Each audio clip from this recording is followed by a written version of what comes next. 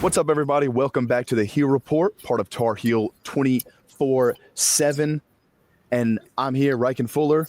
Across the court is Andrew Jones, like always. We're here at the Dean E. Smith Center on Roy Williams Court for another edition of our Three Things after UNC in the first regular season game of the 25-26 season pick up a 94-54 W versus Central Arkansas. And Andrew, before we get started, you know, if nothing else were to have happened in this entire game, I think one of the number one questions Carolina fans had going into this one was solved 25 minutes before tip-off. Kid you not. It's about 25 minutes before tip-off when we learned that Luka Doncic will be suiting up, Luca Bogavage. Wow. That would be something. If Luka Doncic, but Luca Bogavage would be suiting up. They'll need the other Luka Friday night, right? Yeah. Oh, yeah. There's no doubt. But Bogavage was played substantial minutes, and really brought a different level of energy, a different aspect of the game that this team that really it seemed like it might have been lacking in the Winston-Salem State exhibition that we talked about last week. So, Andrew, take us through from your experienced journalistic experience. Yeah. What this whole situation was like leading up to that, 15, 25 minutes before we realized that Luca Bogavage was actually going to play. Well, first of all, it does add something different because he completes them now. So now we've seen the roster all together in a game situation and a real game. And, I think there's a lot of things to like, and there's a lot of things to like about his game. As far as how this played out, we come to the arena and we come to the arena and there's chatter. Have you heard anything? No, I haven't heard anything. They're not saying anything. And I talked to somebody that said that there was Jim Tanner, the GM, and he had some discussions over in the athletics building, and they're obviously working hard trying to get him going because they need him right now, and they need him Friday night big time. That's a huge game for this team, this program, and this head coach. So they were doing whatever they had to do to get this thing resolved. From my standpoint, my vantage point, I come out here for warm-ups all the time. I stand the baseline. I talk to ushers and take pictures and videos, tweet them out and all that kind of stuff. Just get a feel for the guys. And Luka wasn't out here. Now, the first two preseason games when I went out on the court for BYU in Salt Lake, and then last Wednesday, I guess it was, for Winston-Salem, he's out there. He's in Carolina sweater or pullover, and he's giving fist bumps to guys and doing some encouragement stuff, and he wasn't there. And I'm like, good. Okay, now this is different because he should be there, but he's not going to play. And some people in the press room were wondering, God, did he just pack his stuff and go? What's going on? That made it weirder. So I posted in our game thread, Luka's not out there. This is what he normally does. And I went and asked the program at that time, and they said they didn't have anything for me. There was no update. And then probably 5 minutes after I posted that, I went back to the press room and put it in the thread. Maybe 5 minutes after I posted that, there's a frenzy. He's cleared. And I came out and got it confirmed by the program, and they didn't know. The people who represent the program didn't know at that time. When they said they didn't know, it happened fast. Hubert found out, told Luka. And what I find very interesting is Seth Trimble and Kyan Evans both told me that there's two phases to warm-ups. The team comes out and some guys shoot around, but then there's the group where they have to do the stretching and all that kind of stuff, and then they go into all their different drills. That's the first phase. Then they go back to the locker room, do some stuff, come back out for the final one where they go through a layup line and a bunch of that stuff. So that's the second phase. When they came out for the first phase, both Seth and Kyan told me that Luka was taking a cat nap on the couch in the locker room. And so they thought it was a little different, but they didn't put two and two together. Kyan's like, I didn't put two and two together. I didn't realize. And so they came back out, they did their warm-ups, they go back in, and they found out that he was going to play, and they jumped all over him. And Hubert learned of it. Hubert told Luka, and he said, go get your uniform on. So, get my uniform. We got taped and still scored 10 points, had 5 assists. I think he looked pretty good. I think you saw a lot of different things in his game tonight that you're just going to see more of, and he completes them in a lot of ways. There are some things they could use to make them a better team, but having him out there and being able to see that and the way his teammates rallied around him And Kyan, when he was asked what's the difference in having him out there, he said, well, he's a great player. He says he's a phenomenal player. We just added a phenomenal player to what people have seen through the first 2 exhibition games.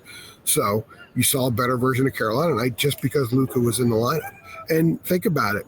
It's probably good that he didn't hit a ton of threes because maybe save him for Friday. You know what I'm saying? That's sort of a running joke that people had on press row, that it's probably the best thing that he didn't come out here and just light it up, because then the expectations for him would just be so out of whack that he actually played the right game. He had 5. Did you say 5 assists? He had 5 assists? Yep, 5 assists. Yeah, he had a couple of steals too. And I watched them a lot defensively. Yeah, I watched them a lot defensively because that was something that the book wasn't very high on him. And I noticed that there were times where they didn't switch with him, and then there were a couple of times they did, and he was on a big, and he was fronting a big down the lower block. But the Central Arkansas bigs aren't going to be like the ones he's going to face in the ACC, so we'll learn more about that. But he didn't switch every time.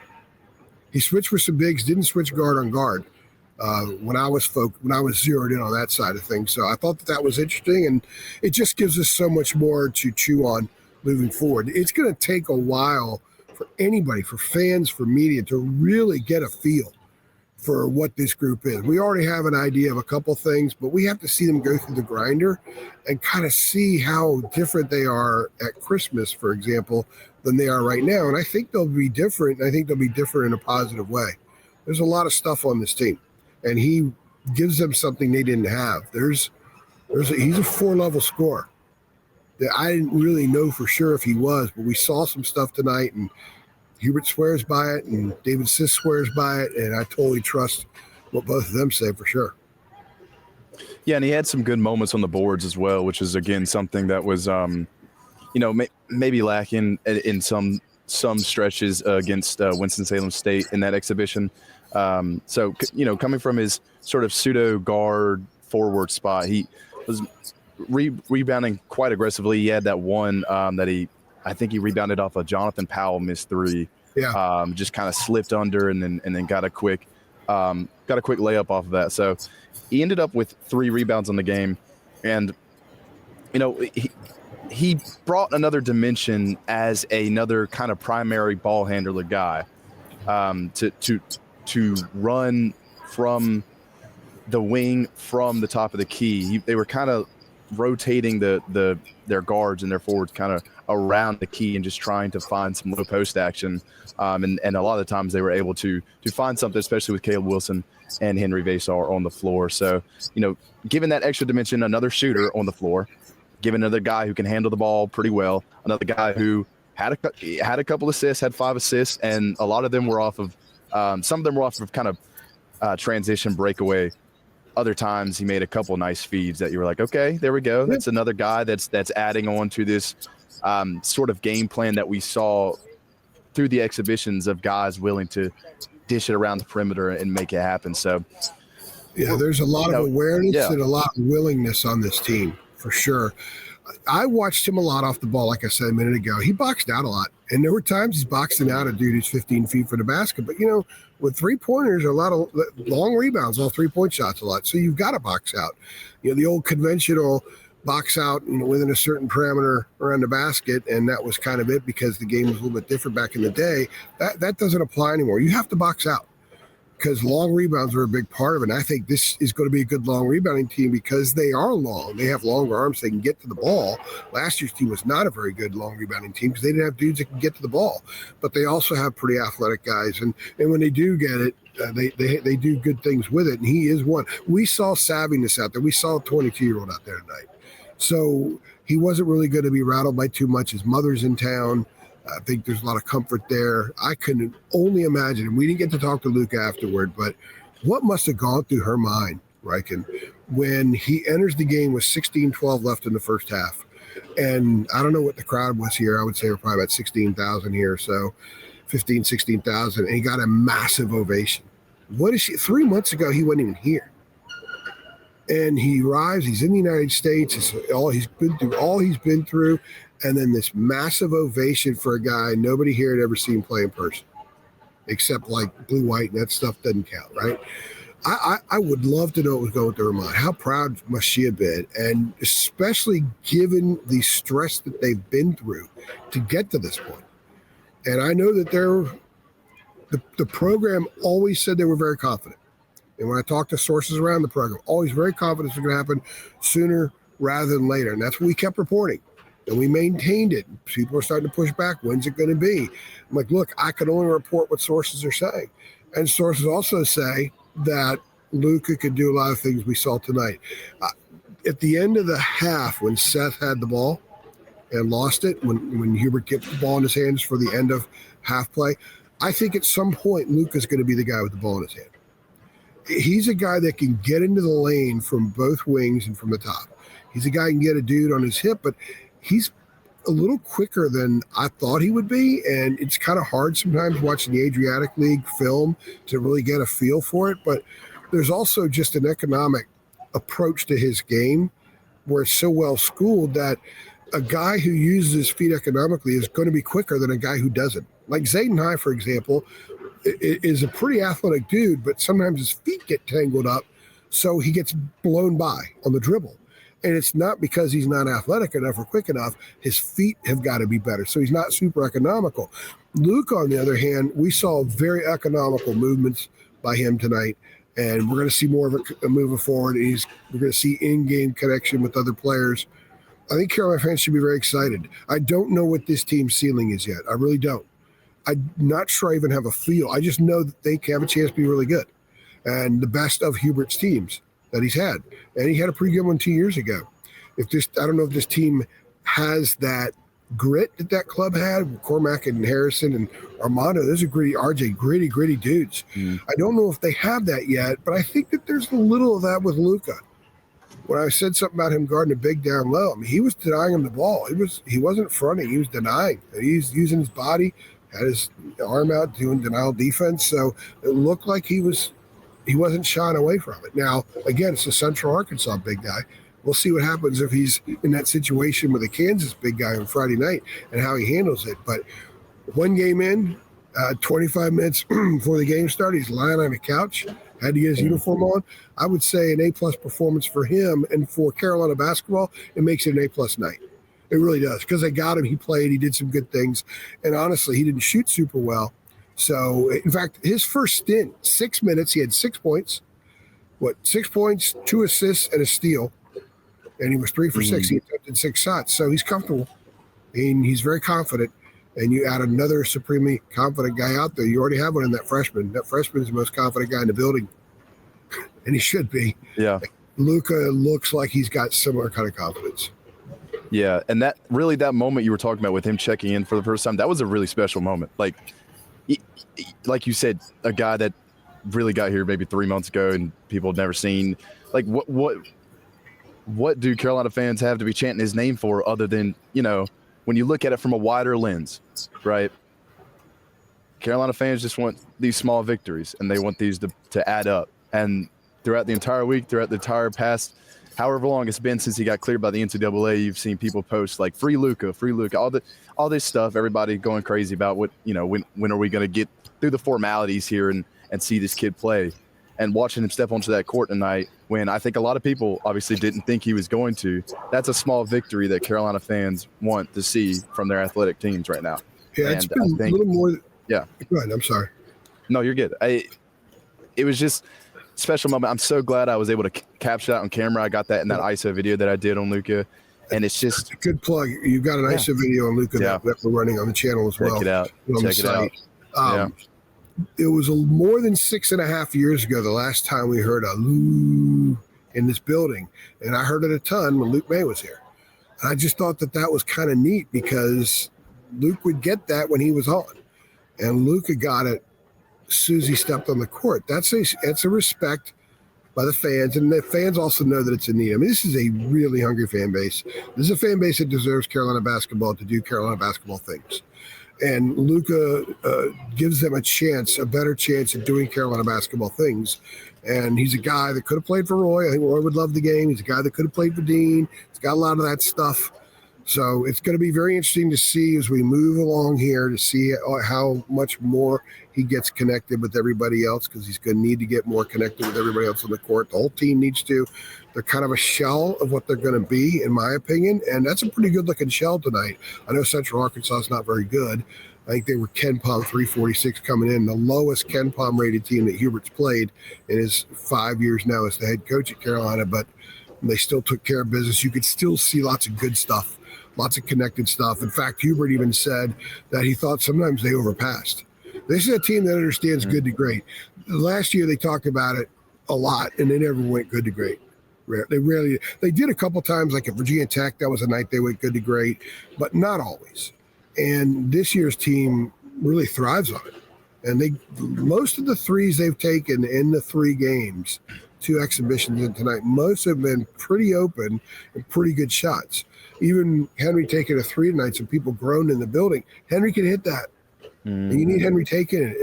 If all the other stuff that he could do with the roll into the lane and stuff they can do off of ball screens, he's got to hit some of those to drive defense is crazy. That's a pick your poison kind of deal, which you could force defenses to have to figure out to do if Henry can hit that on a consistent basis. He doesn't need to hit a lot of them. Doesn't need to shoot a lot of them, but he needs to shoot it every once in a while, and he needs to hit it every once in a while. And I think he'll be fine doing that. I watch him shoot more and some stuff. There's some nice stuff there. He's got a pretty good shot. By the way, Zayden High's got a pretty good shot. Looks a little nicer than we saw him 2 years ago, but Zayden's kind of got some other stuff to deal with before he gets comfortable as well. And you want to talk about some Carolina basketball, by the way? Oh yeah. You want to talk about some Carolina basketball things, AJ? We saw some Carolina basketball things here tonight with the overall just kind of firepower offensively. The dunk is back in at Carolina. The alley-oop is back in at Carolina. The big-to-big passing, low-post action is back at Carolina, obviously based off this one game against Central Arkansas.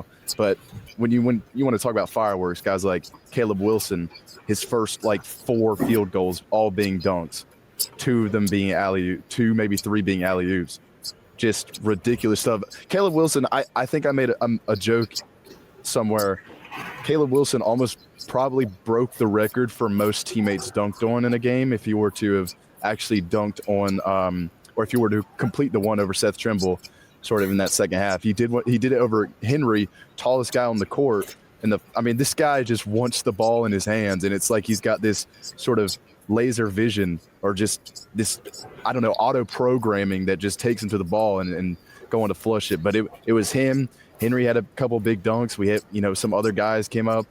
We even had Jaden Young go up there at one point. It was That's right. It was crazy to see everybody get involved and get the slam kind of back on the docket here at Carolina. So just talk about that offensive firepower, AJ, that we saw tonight. So 7 dunks by Caleb, 2 by Henry, 1 by Jaden Young, 1 by Seth. So it's 11. I know Stat Broadcast had him down for 9 or 10. They missed 1. But Caleb had 8 field goals. 7 were dunks and 1 was a 3. That's a Nate Oates special right there, right? He would love that at Bama. I think Carolina fans should love it here. We know there's a lot of other stuff there. He kind of got a little overly ambitious at times with the ball, and we saw Central Arkansas knock it away a few times, turned it over, and lost the handle. That's going to be something to keep an eye on moving forward. But I haven't seen a dunker who flushes with the quickness and authority and above the rim like him since Bryce Johnson. And I think maybe he's even more than Bryce in a lot of ways. So you probably have to go back to Rasheed Wallace. He kind of reminded me of Rasheed a little bit. Some of the dunks where the basket's basket's over here. It's not right at the rim. And it kind of reminded me of some of the Rasheed stuff. And the desire to dunk it so hard that the ball pops when it hits the floor. Literally, air goes out. It's like a splattered pumpkin. That's kind of the way he goes about it. And they haven't had a lot of that here. That's Carolina basketball, too. Mm-hmm. Carolina basketball was a highlight reel for decades. And this kid's a walking highlight reel with everything he does. And he does it on both ends of the floor. And he does a lot of other intangible things, going for a ball out of bounds again and throwing it off an Central Arkansas player. He's not going to get 7 dunks every game. But one thing I do think that is different about his dunks than a lot of other guys, and Bryce did this a little bit. Rasheed absolutely did it. Vince Carter did it. I covered Vince. In fact, Vince was the first Tar ever asked a question to in a locker room after a game. And Vince and Rasheed were guys that their dunks kind of carried a little bit more than just the 2 points. A lot of times dunks are overrated. They're just 2 points, right? But sometimes you have guys that are so theatrical, so emphatic, and they kind of take some of the will from the opponent every time they ram one home and do it in a way that people want to see again. And there's a yell, there's a scream, there's a leg kick theatric, there's a chest pound, there's all kinds of stuff that comes with it.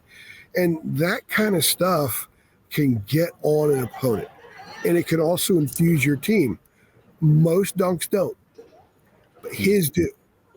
And it'll be very interesting, like Friday night when we get into ACC play, when this place is full, and he's able to do some of that stuff, or he's on the road and he does it in a loud place and it shuts people up. There's a residual effect with his ability to do that in the manner he does, and I think it's going to help this team. His dunks are going to be 2 points, but the residual effect might make them worth 3 or 4 at times. And that's going to be really interesting to track and watch and see play out over the course of the season. I could be wrong, but that's what I anticipate from him. And it's pretty damn entertaining, man. I got to be honest with you. It's entertaining. We saw a lot of Carolina basketball stuff from this group tonight, and the firepower and the willingness to pass the ball and find teammates. They had 23 assists. Again, I know they played a team that's no good, but you see the intent. There is no, I'm going to get my guys out there. They just played ball. And by the way, very quietly, Henry Vesar, his first double-double of his career, he didn't have any in Arizona. Wow, wild stuff. And he's pretty excited about that. And we'll watch his game grow and develop and mesh as time goes on. Because there are times where in a half court, Henry doesn't – it's going to be interesting to see how he tries to get low on the block and seal bigger, better players. And he's going to have that chance Friday night, because I think that might be something that could take some time for him. He's got to hit the weight room a little bit more, but he's got a quick little jump hook that he's been working on, and he could follow, man. A couple of his buckets were follow-ups. He had the first bucket of the game, which I think he followed up a Trimble miss right at the rim, and he gets to the rim and he gets it down. So I know, again, I'm kind of wandering all over the place, but I think a game like this allows us to wander because the game was never in doubt. And by the way, they got their 30-point plus win, so that helps them in the net. And that's something, too, that I actually have in my takeaways that I haven't posted yet. When Central Arkansas cut to 25, I'm like, this is bad. You play teams like this to beat by 30 or more to help your net. Unfortunately, the net cares about that. But that's the way it is, and Bubba obviously learned that as head of the selection committee last year, that had Carolina had a couple more games like this instead of the ones that they did play, maybe they never would have been on as much on the fence, maybe never even would have played in Dayton, who knows. But moving forward, I think this schedule also helps a club that has so many new faces, has to mesh, has to gel. There's so many player groupings that have to get comfortable with each other. Hubert got a chance to look at a lot of stuff tonight. And I would think he's pretty pleased with what he saw. And I think Carolina fans should be pretty optimistic going into Friday night. This club has a lot of good parts. And if they sink sooner rather than later, they're going to win a whole lot of games this year. Yep, absolutely. And I just kind of want to round this conversation off talking about a player who I think was the most rounded, definitely obviously on the stat sheet, but a guy that maybe has been going under the radar because we've talked a lot about the Caleb Wilsons. Obviously, Luke is the talk of the game because of his, sort of memorable entrance and his everything around that. But Kyan Evans today had 15 points. He had 6 rebounds. He had 5 assists, 4 steals. I mean, that's one of those box scores you look at and like, what can he not do, right? I mean, this is a guard, and he can get off the ground grabbing a rebound. I saw him do it a lot. He's very aggressive getting it, and he's able to then turn that into transition, right? He's very good at that, and that's another aspect of Carolina basketball that maybe was lacking in previous years, but a guard especially that can grab an aggressive rebound and immediately turn that into transition opportunities. With as talented as this team is, with guys like Caleb Wilson, Henry Vasar, Jaron Stevenson, and their link to stretch the floor. Well, also, somebody else gets a rebound, they get it to him, and his head's up. Yep. He and Derek Dixon play with their heads up. They see the floor. I thought Kyan saw the floor beautifully tonight. And he told me afterward, we talked to him a little while ago, that he was not happy with his performance in 2 exhibition games. And he made a concerted effort, like, hey, I'm better than this. I got to come out here and be a more mesh player. So I told that to Henry when I talked to him after the game. And Henry said, look, what you guys saw in those 2 exhibition games is not the guy we see every day. So he basically acknowledged that Kyan didn't play very well. He said, what you saw tonight is the guy we see every day, a very connected player. And I asked Kyan if there's more on his plate here than at Colorado State. He says, well, not really. They had a lot of good players at Colorado State. They were a good team. They went to the second round of the tournament, lost a buzzer beater. They were a buzzer beater away from playing in the Sweet 16. So he had good players, had a first-round draft pick there. But I just think that it's a different style of players that he has on this roster he's getting used to. And I think there's probably something to say about running the point at this place. It's like being the quarterback at Notre Dame. And you're going to be scrutinized. You're going to be watched more carefully. And a couple of the things that he does that are very much Carolina-like is his ability to pitch ahead in transition. Guys get out and run the floor. And they are learning in game situations, because he did some of this at BYU too. If Kyan sees he's going to get you the ball in transition. You go bust it and get down. You fill lanes. Kyan's going to find you. And he did that a couple times tonight. He's got a pretty jump shot. He's a guy that doesn't have to shoot threes on the ball. He gets rid of the ball. The ball's going to find him back. And he's ready to shoot like a 2-guard. He's got pretty rotation on his shot, nice release. It's very comfortable looking. So he's a guy that can do a lot of those little things for you, or big things. Actually, shooting threes is a big thing. Pitching it is a big thing. But there's a lot of positive things to his game. And I do think that Carolina fans probably a little concerned, wondering about his athletic ability, which I noted the other day when we did our preview with David and Jacob. I do think it's going to take some time. I want to see him against Kansas. I want to see him against St. Bonaventure, Michigan State, Kentucky, Georgetown, Ohio State. When they take the court against ECU after Christmas, I think we're going to have a really good idea what kind of player Kyan is. And he has an opportunity to run an offense where there's not a lot of pressure on him to score. I think last year at times at Colorado State, there was pressure on him to score some. He's not going to have that. So he could be the distributor, but he saw tonight that the ball's going to find him still. He's going to get it back. He's going to get scoring opportunities. So I think the efficiency with how he went about his numbers tonight were at a very high level. Again, not a very good opponent, but he needed to see that. He needed to experience that. And this is a very good night for him, a good night for Carolina fans who saw a little more from Kyan. I think they can feel a little bit more comfortable about what he can become this year. When you win by 40, everything is rosy, right? But let's be honest, Riken, there's a lot of nice little assets on this roster. There's a lot of nice stuff. Now, how much will that nice stuff materialize into a club that can contend for something significant in March? I have no idea. We may find out Friday night that the nice stuff has a long way to go. It is nice stuff. Whatever happens Friday, it's still nice stuff. Yeah. It's still nice stuff.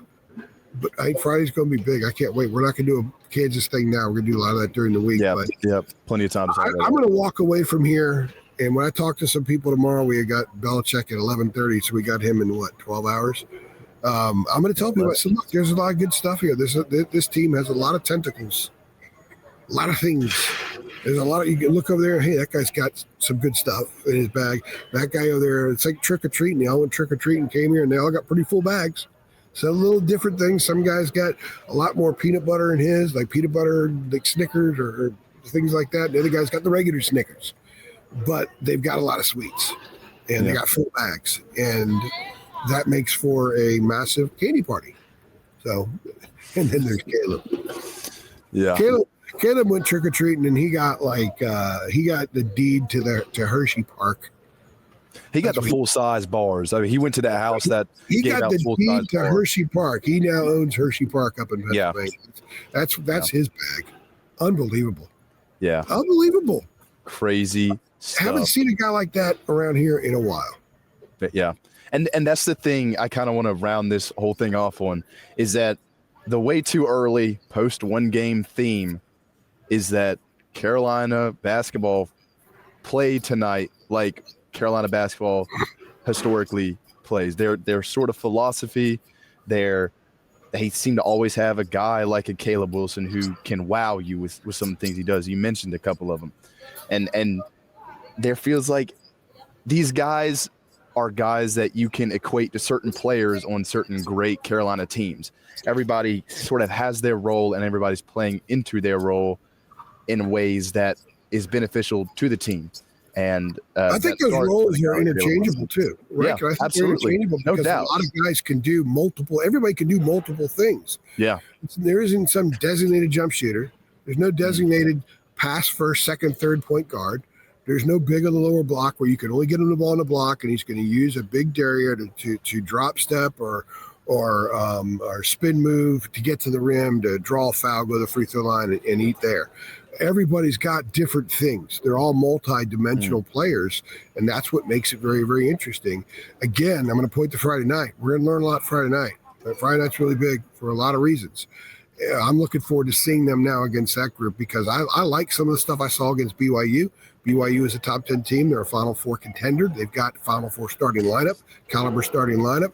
But that was an exhibition game. As much as those guys played to win, that was an exhibition game. It's going to be real Friday night. And so we'll learn a little bit about what Hubert thinks of his bench and how he distributes minutes and the player groupings he has out there, because he will coach that game Friday night like it's a national championship. And by the way, this program needs to beat Kansas. It's been a long time since North Carolina's beaten Kansas in a basketball game. And they've lost on some very important stages.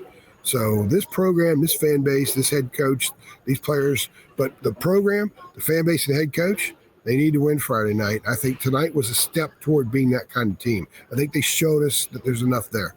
That's probably a good place to close this out too. Yeah, absolutely. I've already talked enough. No, you're good. Just last point. 9 guys got pretty significant minutes, over 10 minutes tonight. Interesting to see how that rotation will play out on Friday. See if he tightens it up a little bit or what goes on there. But no Broom attacking tonight, AJ, although arguably there seems to be maybe more activity going on in this place. I mean, I guess because there are more people, it's like a more official game. Well, there's also TV people doing their stand-ups right now. I think there's somebody doing something on every corner. So I'm glad we kind of staked our claim here and got through this. But we're gonna go ahead and call it here on, not bad time again tonight. It's good stuff. For first basketball game of the season. I'll be here in 12 hours. I will be here in 12 hours for Belichick. Yep. I'll just be in that building down the road. Yeah, just find a place to sleep around here for the night and wake up, and the first thing you get to see is Bill Belichick press conference. It's beautiful stuff, AJ. That's what dreams are made of there. All right, everybody. Thank you for tuning in to this edition of our Three Things podcast. He's just not, just so people know, he's not ripping Belichick. It's that he doesn't say much. That's what he's talking about. It's never the most. People are very sensitive right now about things. It's never the most eventful press conference, obviously, but that just goes along with his overall philosophy. But we'll talk more about him plenty, I'm sure. He'll talk about Frank Reich and Andrew Luck, though. Yeah, NFL guys. He loves talking about NFL guys. So yeah. All right. Well, we're gonna go ahead and get out of here. First game of the season. Go ahead and smash the like button if you're excited for Carolina basketball to be back. We're excited to just see what this team is made of. And again, big matchup on Friday. So just hit that subscribe button if you liked what you saw tonight, if you're excited for basketball, if you're excited for some more content coming out about basketball, some more Three Things and everything. And make sure you hit that bell, get notified about that content. Go check out the website, TarHeel247.com. Catch up with some daily content, everything else Jacob usually says. I've been Rocket Fuller. He's been across the court, Andrew Jones. And we will catch you next time. Thank you very much. Thanks.